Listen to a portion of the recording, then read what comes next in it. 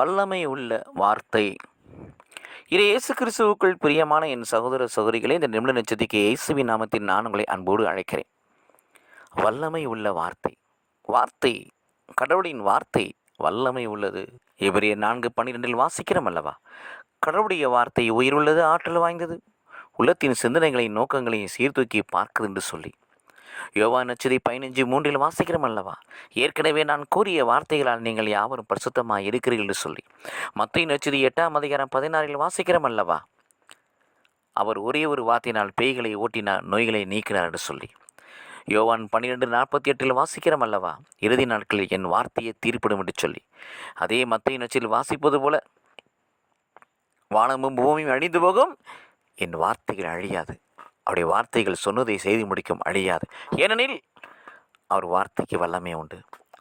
வல்லமை மிக்க வார்த்தையை நமதாக்கிக் கொள்வோம். அதனால் வருகிற இறையாசரை பெற்றுக்கொள்வோம். கடவுள் நம்மை ஆசீர்வதிப்பாராக. ஆமென்.